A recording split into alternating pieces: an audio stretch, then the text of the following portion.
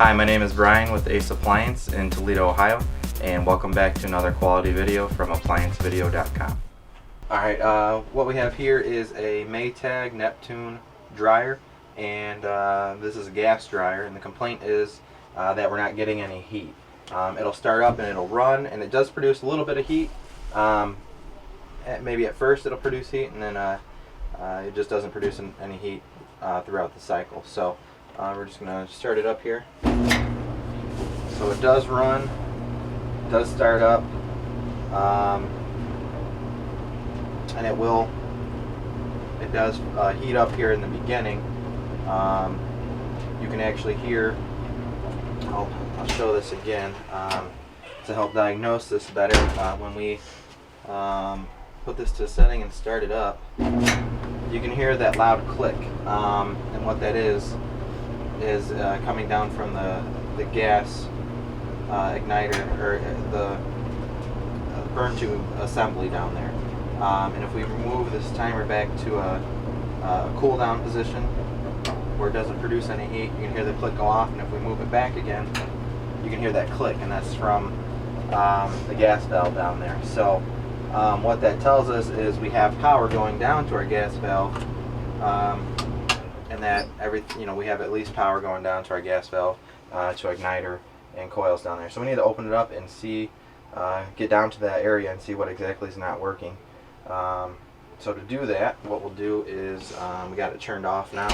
On this model, what we're going to do is remove our front panel, and to do that, there's going to be 2 Phillips screws on this side with these 2 plastic brackets that come off, and then on this side there's 2 screws that go through the hinge of the door.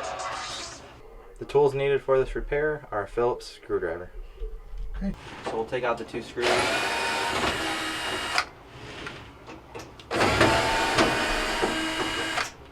For our that go through the hinge and through the panel. You can take the door off, or you can leave it on. It's probably a good idea to take it off and get it out of the way. So what you do is lift up on the door and remove it from the cabinet here. You can see there's 2 holes, 4 holes total, 2 for each end, these little tabs. After you remove the screws, these tabs, you just lift it up to unlock these and pull them out of there to remove your door. Alright, and then on this side, you take these 2 screws out. Also the plastic brackets there. And now we're ready to remove our front panel. A couple clips at the top hold it in place still. So you just kind of grab it and pull it forward.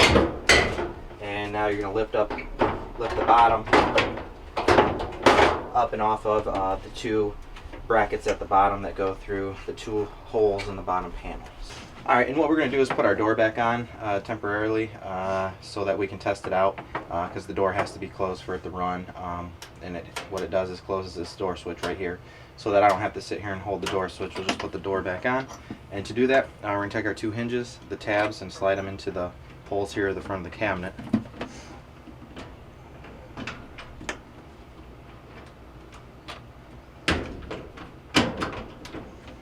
Lock those in, and then we can shut our door.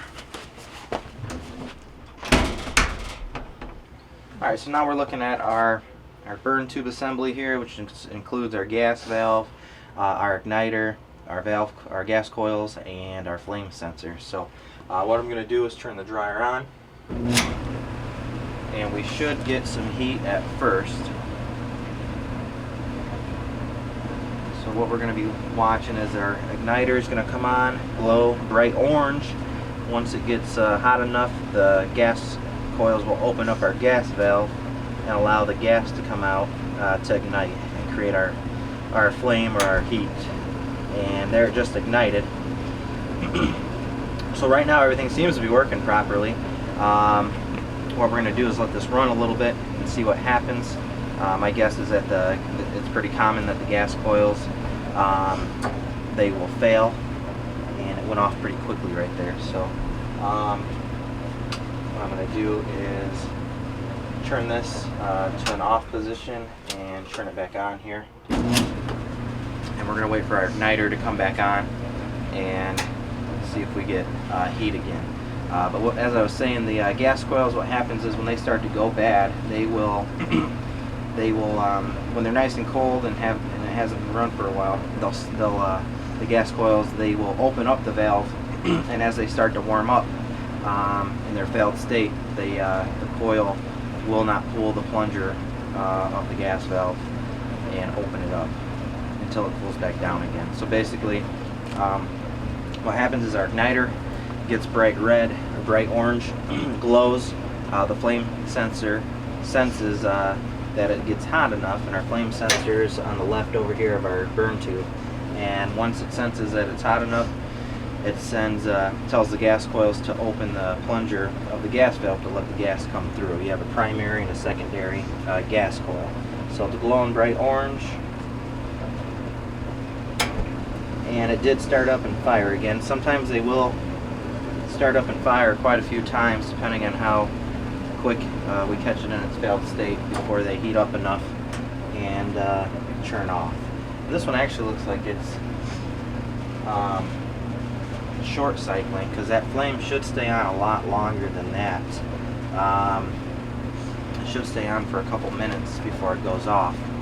So it looks like maybe it's not our gas coils and we might have a venting issue. So while this is running, I'm going to run outside and check and make sure we're getting airflow. Okay.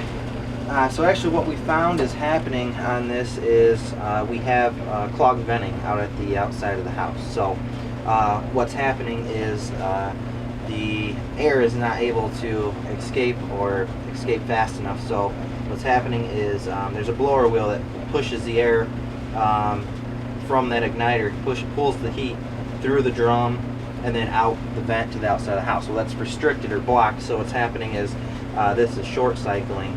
So when that igniter glows and the gas comes on, it produces that flame. On top of our burn tube, where those two wires are attached, is our high limit thermostat.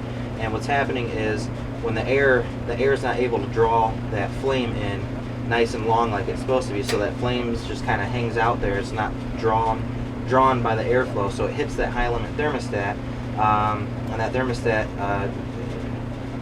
turns the power off to our heat here when it gets to a certain temperature. So with it, the flame not being drawn through that flame tube, it hits that high limit thermostat and shuts off the heat right away. So you'll see it come on, you've seen it come on and turn off right away, and it'll come on right now. This should stay on for a couple minutes with good airflow until it reaches the proper temperature. And then it's going to turn on and turn off through the cycle many times to stay in between a range or a temperature range, and it just you can see it shut off there right away because it's not drawing the air through, and that high limit thermostat trips off and closes or it turns the heat off. So that's what's happening. So to fix this, we just gotta clean our vent out, remove the restriction, and that'll take care of our repair. All right, so the clog in our vent system is right out here at this grate. The lint over time is just built up here where the grate meets the bottom of the vent there. So we just got to clean this out and remove the air restriction here. To do that, looks like we just got a couple Phillips screws to remove this cover. Looks like we'll just have to loosen them up a little bit.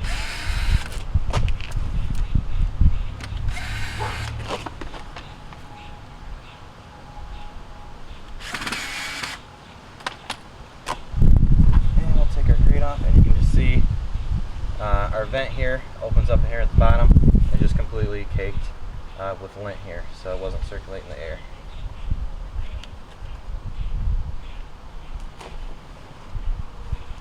Alright, so now that that's all cleaned out, we can put our cover back on, fasten it back down.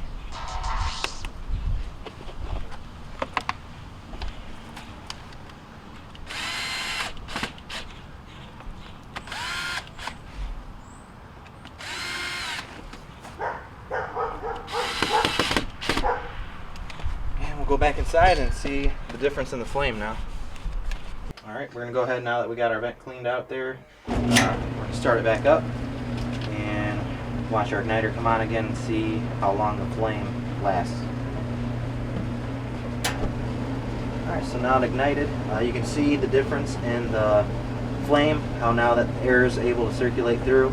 it pulls that flame to the back of the burn tube. It doesn't hit that high limit thermostat, and we'll wait here and see exactly how long it stays on. But by now, with the vent being clogged, it would already have shut back off. And now what's going to happen is it's going to cycle on and off using our cycling thermostat located here with the white sticker, the bottom one. It's going to keep that temperature, that air temperature between a certain degrees in our dryer to dry the clothes.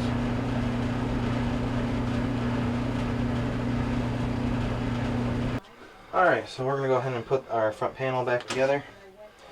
Open the door up here and grab our front panel. We're going to place the front panel onto the two legs at the bottom, or the two brackets at the bottom there, through these two holes at the bottom of the front panel. So we're going to set those on there and close our door. We're going to have to take this off, close our door first. Now we can put this on. And we're going to just press it. There's two tabs up here that lock into two holes on both sides of our panel. So we're going to lock those into place just by pushing it in. Now we can open our door and put our screws back through.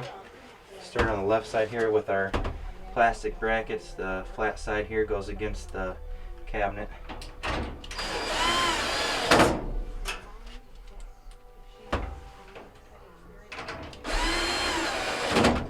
And then the two screws that we took out from our hinges.